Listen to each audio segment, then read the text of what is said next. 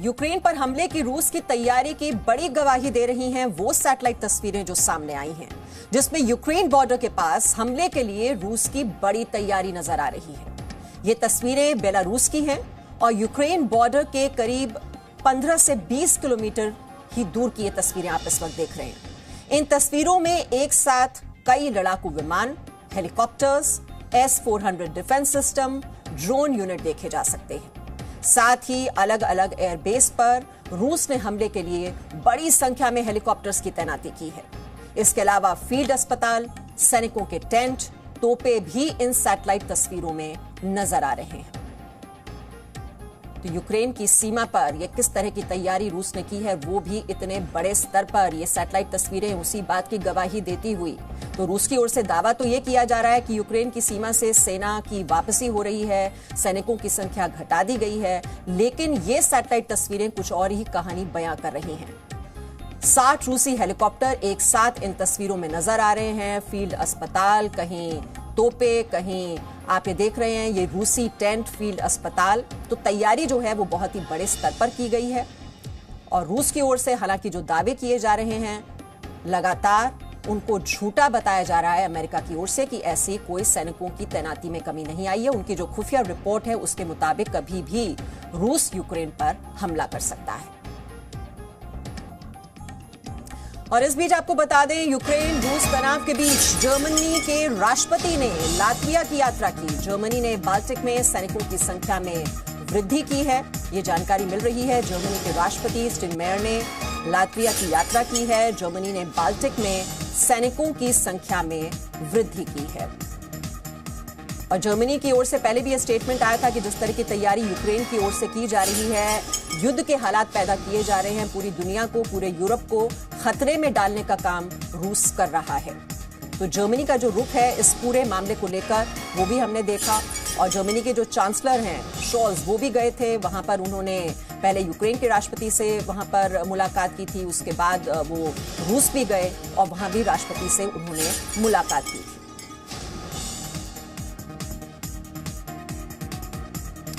तो रूस और यूक्रेन के बीच का ये तनाव और जो बाइडेन की ओर से बार बार चेतावनी भी दी जा रही है, बड़ा बयान उनकी ओर से दिया गया है कि युद्ध हुआ तो अमेरिका यूक्रेन का समर्थन करेगा, विनाशकारी युद्ध के लिए रूस जिम्मेदार होगा। ये अमेरिका की ओर से बार बार चेतावनी जारी की जा रही है। विवाद को बातचीत के जरिए हल किया जा सकता है, जो बाइडेन इस बात पर बार बार जोर दे रहे हैं। रूस कूटनीतिक तरीके से समस्या का हल कर सकता है। अब भी टेबल पर बैठकर इस मुद्दे पर चर्चा हो सकती है। यूक्रेन पर हमला करता है रूस तो रूस ही विनाशकारी युद्ध के लिए जिम्मेदार होगा। और रूस यूक्रेन के बीच चल रहे विवाद को लेकर अमेरिका ने एक बार फिर से चिंता जताई है। अमेरिका के राष्ट्रपति जो बाइडेन ने कहा है कि रूस ने यूक्रेन की सीमाओं को घेर लिया है और आने वाले दिनों में वो कभी भी यूक्रेन पर हमला कर सकता है। Throughout these tense moments, the Ukrainian forces have shown great judgment and, I might add, restraint. They refused to allow the Russians to bait them into war. But the fact remains, Russian troops currently have Ukraine surrounded from Belarus along the Russian border and with Ukraine to the Black Sea in the south and all of its border. You know, look, we have reason to believe the Russian forces are planning to and intend to attack Ukraine in the coming week. और क्या Ukraine के राष्ट्रपति Zelensky के लिए Ukraine छोड़ना बुद्धिमानी होगा? इस सवाल पर जो बाइडेन ने क्या कहा, सुनिए उनकी बात। Thank you so much, sir. Do you think that it is wise for President Zelensky to leave Ukraine if an invasion is as imminent as the U.S. says it is? That's a judgment for him to make and a determination as to whether or not. I've spoken with Zelensky a dozen times, maybe more, I don't know. And it's in the pursuit of a diplomatic solution, it may not be it may be the wise choice, but it's his decision. तो युद्ध का जो खतरा है वो मंडराता दिखाई दे रहा है और ये संकट और भी ज्यादा गहराता हुआ नजर आ रहा है और हर किसी के जहन में यही सवाल है कि क्या अब नहीं टलेगा युद्ध। आपको खबर हम दे रहे हैं और इसके मायने भी आपको समझा रहे हैं। रूस को अमेरिका की ओर से ये बड़ी चेतावनी दे दी गई है। इस संकट के लिए रूस जिम्मेदार है। अगर ये विनाशकारी युद्ध होता है तो इसके लिए रूस ही जिम्मेदार होगा। अमेरिका के राष्ट्रपति जो बाइडेन ने ये बात साफ तौर पर कही है। आज बॉर्डर जाएंगे रूस के राष्ट्रपति पुतिन, सेना की तैयारियों का वो जायजा लेंगे और वहां पर मॉक ड्रिल भी होने वाली है। नेटो ने रूस को हमला न करने की वार्निंग दी है। चीन ने यूक्रेन का समर्थन किया है। अब मतलब आप समझिए, जंग से रूस को रोकना चाहता है अमेरिका। वो बार बार कह रहा है कि डायलॉग के जरिए, बातचीत के जरिए इस मुद्दे को सुलझाया जा सकता है। यूएस को युद्ध से बड़े नुकसान की दरअसल आशंका है। सैनिकों का हौसला बढ़ाएंगे पुतिन। कई देश इस जंग के खिलाफ हैं। रूस यूक्रेन संकट और भी ज्यादा गहराता हुआ इस वक्त नजर आ रहा है और भी ज्यादा गंभीर हो चुका है।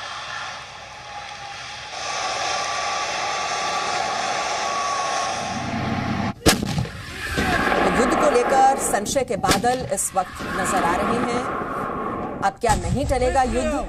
युद्ध की चर्चा बहुत दिनों से हो रही है और अमेरिका की ओर से बार बार ये दावा किया जा रहा है कि रूस भले ही दावा कुछ कर रहा हो, बार बार कुछ वीडियोस भी उनकी ओर से जारी किए जा रहे हैं। रक्षा मंत्रालय की ओर से टैंकों की वापसी को लेकर, तोपें किस तरह से वापस आ रही हैं बेस कैंप में, ये तस्वीरें और ये वीडियो भी जारी करता रहा है रूस। लेकिन अमेरिका कहता रहा है लगातार कि उसकी खुफिया रिपोर्ट्स हैं उसके पास कि रूस यूक्रेन पर कभी भी हमला कर सकता है।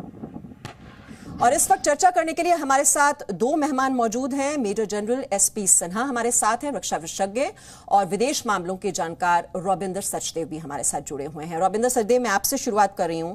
अब अमेरिका की ओर से बार बार चेतावनी दी जा रही है। जो बाइडेन लगातार ट्वीट कर रहे हैं और उन्हें स्पष्ट तौर पर कह दिया है कि एक तो सैंक्शंस लगाए जाएंगे, अगर ये विनाशकारी युद्ध होता है तो रूस इसके लिए जिम्मेदार होगा। यह भी उन्हें स्पष्ट तौर पर कह दिया है कि हम यूक्रेन के साथ खड़े हुए हैं।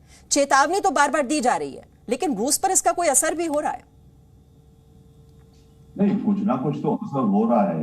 ये गेम इस समय बड़े अलग अलग लेवल्स पे चल रही है। एक लेवल पे प्रोपेगेंडा चल रहा है, एक लेवल पे ग्राउंड पे क्या हो रहा है वो चल रहा है। ओके, 16 फरवरी का जो अटैक की डेट कही गई थी, 16 फरवरी को अटैक नहीं हुआ। तो पहली बात मैं ये कहूंगा कि जो राउंड 1 है ना, जैसे बॉक्सिंग में होता है राउंड 1, राउंड 2 इत्यादि, राउंड 1 पुतिन को गया है। 16 फरवरी को अमेरिका ने इतना कहा अटैक हुआ, अटैक नहीं हुआ। इसका मतलब क्या? अमेरिकी इंटेलिजेंस का फेलियर है, अमेरिका की क्रेडिबिलिटी का नुकसान हुआ ना। अमेरिका एक कुछ स्ट्रैटेजी प्ले कर रहा है कि वो बार बार ये वार्निंग्स दे रहा है कि हमारे पास इंटेलिजेंस है। प्रश्न ये है उसके पास इंटेलिजेंस आ कहां से रही है? या पुतिन की कैबिनेट के अंदर कोई गद्दार या कोई स्पाई बैठा है जो इनको चुपचाप बता रहा है, या फिर रशियन जो मिलिट्री कम्युनिकेशन है उसमें लीकेज हो रही है, या अमेरिका उसको इंटरसेप्ट कर पा रहा है तभी अमेरिका को पता चल रहा है। सैटेलाइट इमेजेस तो बात की बात है। 3 महीने पहले कैसे दिसंबर में अमेरिका को ये पता था, अमेरिका वार्निंग दे रहा था कि फरवरी के महीने में 2 लाख रशियन सोल्जर्स इकट्ठे होंगे। तो एक तरफ से तो अमेरिका ये इंडिकेट करना चाह रहा है शायद कि मेरे पास अंदर की खुफिया, जैसे आप शब्द इस्तेमाल कर रही हैं, जानकारी है रूस के अंदर क्या प्लानिंग चल रही है, और वो इस इंफॉर्मेशन को पब्लिक कर दे रहा है बार बार, ताकि पुतिन और रशिया के अंदर डाउट क्रिएट हो जाए कि हमारे अंदर ही कोई गद्दार है जो कि हमारी इंटरनल प्लानिंग लीक कर रहा है। एक दूसरा, ये बार बार वार्निंग दे के ऑफ कोर्स अमेरिका प्रयास ये कर रहा है कि यूरोप के जो नेटो के बाकी कंट्रीज हैं जो इतना एंथुसियास्टिक नहीं है इस अप्रोच के जो अमेरिका ले रहा है, कि वो देश जैसे कि जर्मनी वगैरह वो अमेरिका या अमेरिकन पोजीशन के साथ स्ट्रांगली खड़े हों। ये 2 चीजें चल रही हैं। परंतु बॉटम लाइन तो ये है मीमांसा जी, जैसे देखा जाए कभी ना कभी इस मामले में कुछ ना कुछ तो होगा। जी, कब होगा ये नहीं, कितना होगा क्या नहीं, पर होगा जरूर। जी, इसी को आगे बढ़ाते हुए, ठीक है रॉबिंदर सचदेव, मैं आ रही हूं आपके पास। मेजर जनरल एसपी सिन्हा भी हमारे साथ हैं। मेजर जनरल एसपी सिन्हा, लगातार रूस की ओर से शक्ति प्रदर्शन भी किया जा रहा है। अब आज सीमा पर पहुंचेंगे खुद पुतिन, वहां पर सेना की तैयारियों का जायजा लेंगे, मॉक ड्रिल भी होगी। तो ये सिर्फ एक प्रेशर टैक्टिक्स है या क्या है? क्या दिखाने की कोशिश हो रही है? देखिए, एक्चुअल जंग से पहले कई कदम होते हैं पहला टेस्टिंग वॉर ऑफ नर्व्स, एक दूसरे का नर्व्स की परीक्षा लेना, दूसरा साइकोलॉजिकल वॉरफेयर, तीसरा प्रोपेगेंडा, ये सब अब तक इस्तेमाल किए जाते हैं और फाइनल जो स्टेप होता है वो होता है जंग का। तो मेरा ख्याल है दोनों देश, रूस ज्यादा बोल नहीं रहा है, लेकिन रूस मिलिट्री मैनूवर्स जो करना चाहिए वो कर रहा है। अमेरिका इस तरह से जो बोल रहा है वो बार बार वार्निंग इसलिए दे रहा है कि यदि रूस इस तरह की हरकत करने की कोशिश करेगा तो उसके लिए वो जिम्मेदार होगा। तो जो ब्लेम गेम है, जो दोषी ठहराने का गेम है, वो अस्त्र अमेरिका फेंक रहा है। और देखिए, मेरा अपना अनुमान है कि ये लड़ाई इतना आसान नहीं हो जाना, और उसके कई कारण हैं। क्योंकि देखिए, आजकल की लड़ाई एक नया स्वरूप ले ली है, वो है आर्थिक। और आर्थिक में क्या क्या अमेरिका कर सकता है या नाटो कर सकती है रूस के खिलाफ, उस पर भी आप ध्यान दीजिएगा तो रूस इतना बेवकूफ तो नहीं है। रूस समझता है कि इसका रिपरकशन, कॉस्ट बेनिफिट एनालिसिस कितना भयंकर होगा उसके लिए। पहला, इकोनॉमिक सैंक्शन, रशिया को फाइनेंशियली हिट करेगा नाटो। दूसरा, जो स्विफ्ट सिस्टम है, जो इंटरनेशनल बैंकिंग सिस्टम है, उस पर रूस को बाहर निकाल के फेंक देगा। तीसरा, कि रूस को डॉलर का एक्सेस रोक देगा। चौथा, ब्रिटेन ने कहा है कि रूस के जितने कंपनी हैं जो कि लंदन में हैं, उनको कैपिटल रेज करने से वो रोकेगा। पांचवा जो है कि वो जो एक्सपोर्ट है, टेक्निकल नो हाउ का एक्सपोर्ट कंट्रोल, उस पर ब्रेक लगाएगा। यदि एक्सपोर्ट कंट्रोल पर ब्रेक लगाएगा तो जो जितनी हाई टेक्नोलॉजी है वो तो रूस के पास आएगी नहीं। यदि स्विफ्ट सिस्टम से हट जाएगा तो रूस की तो आर्थिक व्यवस्था तो एकदम स्ट्रक्चर टूट जाएगी। तो ये इतना भयंकर ये सब जो आर्थिक गठन है, क्या रूस उसका सामना कर पाएगा? मुझे तो नहीं लगता है कि कर पाएगा। एक और बहुत इंटरेस्टिंग बिंदु है कि चीन जो एक अच्छा दोस्त है रूस का, वो बोल रहा है कि हम यूक्रेन के साथ हैं। तो ये बड़ा कॉम्प्लेक्स सिचुएशन है। देखिए, हम लोग को समझने की जरूरत है कि रूस का डर क्या है और अमेरिका और नाटो का डर क्या है। जो की इश्यूज हैं वो इस तरह से हैं कि नाटो का, यूक्रेन का नाटो का मेंबरशिप, जो ट्रुप्स डिप्लॉयमेंट हुआ है 27, रूस कह रहा है कि 27 मई 1997 के बाद जो ट्रुप्स डिप्लॉयड किया है नाटो ने उस देशों में, जो कि 27 मई 97 के बाद नाटो में घुसे थे, वो गैर कानूनी है। नाटो का जो पूर्वी दिशा में एक्सपेंशन हो रहा है उस पर रूस ऑब्जेक्ट कर रहा है।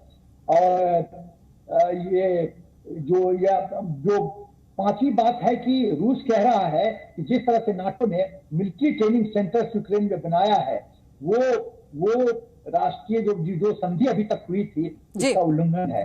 लेकिन अमेरिका के 2 पॉइंट हैं। अमेरिका कह रहा है कि यूक्रेन एक सॉवरेन स्टेट है, एक सॉवरेन स्टेट को पूरी आजादी है कि वो किस ग्रुप का, किस अलायंस का सदस्य बने। उसमें रूस क्यों चिंतित हो रहा है और क्यों हस्तक्षेप कर रहा है? दूसरी बात जो है कि कुछ हद तक नाटो का स्टैंड और अमेरिका का स्टैंड सही है कि रूस ने गारंटी दिया था कि यूक्रेन में वो कभी चढ़ाई नहीं करेगा। लेकिन क्या हुआ, जब उसका फेवरेट प्रेसिडेंट, यानी जो प्रो रशियन प्रेसिडेंट था यूक्रेन का, उसने कहा कि जो नाटो से, अमेरिका से जो दोस्ती है उसको रिजेक्ट किया जाए, तो उस पर 2014 में बवाल खड़ा हो गया यूक्रेन में और प्रेसिडेंट को रिजाइन करके कुर्सी छोड़नी पड़ी। उसके बाद क्या हुआ कि रूस ने अटैक किया और क्रीमियन पेनिनसुला जबरदस्ती खींच लिया, ले लिया अपने में, मिला लिया। तो नाटो का स्टैंड ये है कि जो रूस संधि को दरकिनार कर सकता है और अंतर्राष्ट्रीय एग्रीमेंट को इंसल्ट कर सकता है और क्रीमिया को जबरदस्ती ले सकता है, तो जो बात आपने कही कि रूस का अपना डर है और इकोनॉमिक सैंक्शंस उस पर लग जाएंगे, ये चेतावनी तो अमेरिका दे ही रहा है और इस बात का एहसास भी होगा कि इसका असर क्या होगा। लेकिन रविंद्र सरदेव, फिर रूस की ओर से ये जो वीडियोस जारी किए जा रहे हैं जिसमें उसमें वो बार बार दावा कर रहा है कि सैनिकों को तो कम किया जा रहा है यूक्रेन की सीमा पर, वो तस्वीरें जारी की जा रही हैं कि ट्रेन पर लदे हुए जो टैंक्स हैं वो वापस आ रहे हैं, और फिर हम जब सैटेलाइट तस्वीरों को देखते हैं उसमें कुछ और ही कहानी नजर आती है। उसमें आपके अस्पताल, फील्ड अस्पताल से लेकर जो बड़े बड़े अत्याधुनिक हथियार हैं वो सीमा पर खड़े हुए नजर आते हैं। मंशा है क्या फिर? देखिए, ये रशिया जो कह रहा है कि मैं कुछ ट्रूप्स वापस ले रहा हूं, उसने ये नहीं कहा मैं सारे ले रहा हूं, उसने कहा कुछ ट्रूप्स वापस जा रहे हैं। तो मानो अगर 1.5 लाख इकट्ठे हुए 1000 ट्रूप्स पीछे चले गए तो वो कह रहा है ना कुछ तो वापस गए।